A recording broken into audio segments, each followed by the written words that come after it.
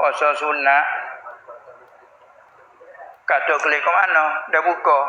Buka puasa ke tak puasa dah lah ke panggil. Ha? Lepas tu katuk kelik kan, kelik tak akal lah gitu lah. Tak nanti ke puasa. Nu puasa ni pun katuk kelik. Boleh pakai wajib katuk kelik.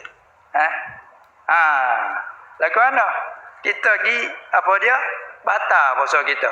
Ataupun pun tak ada niat. Tak sah puasa. Tapi tak boleh nak makan minum.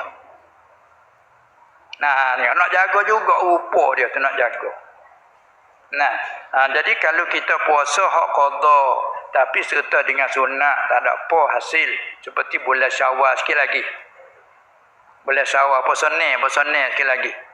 Nah, puasa ni kita boleh ada tinggal Ramadan ni. Ada uzur dah pun tinggal 2-3 hari. Baru masuk puasa ni, kita niat aku puasa sehari qada fardu Ramadan.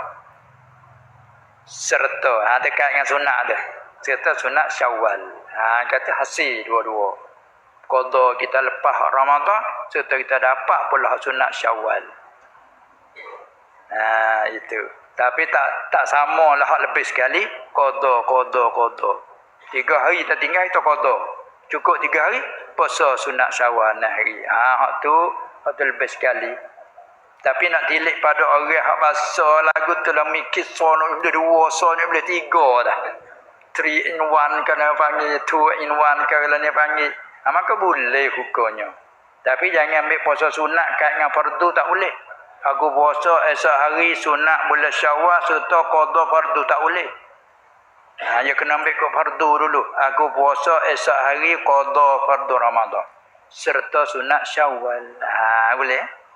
Ataupun lain pada Syawal pun kita ada puasa senang khamis. Teringat tu hak dulu tak ada puasa. Maka aku puasa esok hari qada fardu Ramadan serta sunat Isnin. Serta sunat tak apa.